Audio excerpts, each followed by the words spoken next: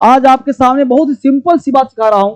एक सेंटेंस लेता हूं, वहां कौन रहता है। आपको आता है क्या अंग्रेजी? तो कमेंट करो। वहां कौन कौन लोग रहते हैं, इसका अंग्रेजी निश्चित रूप से गलत होगा ही होगा, ये मेरा वादा है। वहां कौन नहीं रहता है, इसका भी गलती होगा। तो पहले हम लोग जानेंगे वहां कौन रहता है, इसका अंग्रेजी क्या होगा। क्या आप बना रहे हो कि हु डज लिव हियर। अगर ऐसा सोच रहे हो ना तो आप गलती कर रहे हो। ऐसा इसका अंग्रेजी नहीं बनेगा।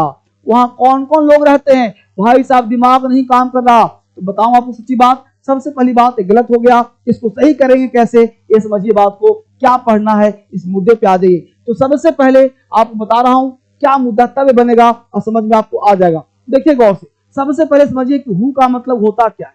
हु का मतलब होता है बेटा कौन। कौन मतलब क्या, इस सब्जेक्ट की तलाश करता है। यह काम कौन करता, नहीं पता। जैसे बोलते हो ना, मनु जैसे बोलते हो कि राम पढ़ता है, सोहन खाता है, लता खाती है, तो पता है कि लता ही खा रही है, लेकिन बोले कौन खाता है, कौन खाता है। तो कौन का हु, यानी कि यह जो है सब्जेक्ट की तलाश करता है, सब्जेक्ट की तलाश करता है, सब्जेक्ट की तलाश करता है, ढूंढता है सब्जेक्ट को कि यह काम कौन कर रहा है। ठीक है, अब हु के साथ लगा दिया हमने, यहाँ पे हु के साथ लगा दिया ऑल। तो पता क्या हुआ, हु ऑल मतलब हो गया कौन कौन लोग। हु ऑल मतलब कौन कौन लोग। अब आपका दिमाग खिल गया होगा, मुस्कुरा गए होंगे। जल्दी से शेयर करो, अगर मुस्कुरा दिए ना तो शेयर करो और फटाफट पता क्या करो, लाइक करो। अभी तक लाइक नहीं किया है। अब देखो हु ऑल मतलब कौन कौन लोग। और देख लो यहाँ वर्ड है who ever, who ever, who WHOEVER, who ever मतलब हिंदी होता है जो कोई भी, जो कोई भी, ये सब याद करना।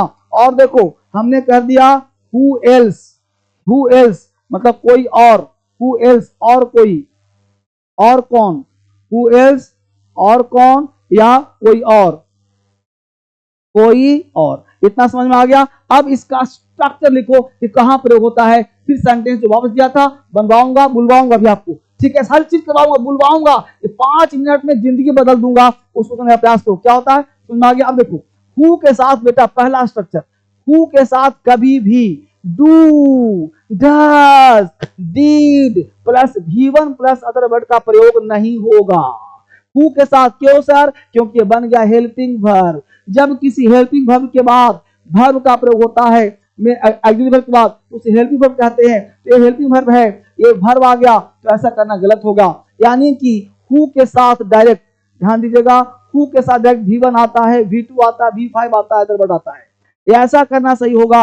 अब ध्यान दीजिए तीसरा कॉन्सेप्ट, ये पहला था, ये दूसरा था, तीसरा कहता है बाबू कि हु के साथ बाबू तुम डू लगा सकते हो, डज लगा सकते हो, डिड लगा सकते हो, प्लस यहाँ पे ध्यान में वर्ब लिखा है ना, यहाँ पे नाउन या अदर वर्ड लगा सकते हो, क्वेश्चन मार्क। ऐसा करना बिल्कुल सही होगा। क्यों सर, वो ध्यान दो, इस डू मतलब हो गया करना, किया, यह हो गया करना। इसका डू मतलब करना, I do. Who does this work, इस काम को कौन करता है, तो करना और डू होगा तो हु आ जाएगा। इस ये होगा मीनिंगलेस, मीनिंगलेस है। Who does live, यहाँ कौन रहता है, इसका हिंदी नहीं निकल रहा, तो इसका हिंदी नहीं निकले वो हेल्पिंग वर्ब, हिंदी निकले तो मेन वर्ब, ये मेन होता है। चौथा देख लो, अगर नेगेटिव बनाओगे ना तो हु के साथ डू प्लस डोंट कर सकते हो। नेगेटिव बनाओगे तो हु प्लस तुम डोंट कर सकते हो, डजंट कर सकते हो और डिडंट कर सकते हो, डिडंट कर सकते हो। ठीक है, प्लस वर्ब का फर्स्ट फॉर्म प्लस वर्ब। ध्यान देना मेरे दोस्त, ये जो पढ़ा रहा हूं स्ट्रक्चर अगर आता है ना तो हु से बोलना भी आएगा, लिखना भी आएगा। 30 सेकंड स्क्रॉल करते हो, ये 30 सेकंड में कितना अंग्रेजी आएगा। किसको धोखा दे रहे हो, अपने आप को, अपने फादर को या लोगों को। भटको मत, अंग्रेजी पढ़ना चाहते हो तो यही प्लेटफॉर्म है जो उन्हें सिखाएगा। भटको कहीं जाने की जरूरत नहीं है, यहाँ पे आ गए इंग्लिश आ जाएगा। अब देखो सेंटेंस हो गया, इसको स्क्रीनशॉट ले लो, पढ़ो, कहीं दिक्कत है मजाक बात करना। अब देखो आपको एग्जांपल दिया था मैंने, क्या दिया था, वहां कौन रहता है, वहां कौन रहता है, तो हु डज नहीं होगा, सिंपल बोलेंगे who lives here, who lives there, वहां के लिए देयर हो जाएगा, who lives there, who lives there, वहां कौन रहता है, हु लिव्स देयर, वहां कौन रहता है। हु डज नहीं आएगा, हु डिड नहीं आपका जा, वहां कौन कौन लोग रहते हैं। अगर यही पे बोलेंगे हम लोग सेंटेंस, यहाँ देखो वहां कौन रहता है, तो इसका ऐसे बना दें कि यह कौन करता है, यह कौन करता है, तो बोलेंगे हु डज दिस। तो यहाँ पे हु हो गया सब्जेक्ट, डज हो गया करना, और दिस मतलब यह कौन करता है, हु डज दिस। लेकिन वहां कौन रहता है, एक्शन हो गया, तो हु लिव्स देयर। वहां कौन कौन लोग रहते हैं, तो क्या बन जाएगा, हु ऑल लिव, ये हो गया plural, who all live there. ठीक है, समझ में आया। वहां कौन कौन नहीं रहता है, नेगेटिव है, तो बोलेंगे who does doesn't live there.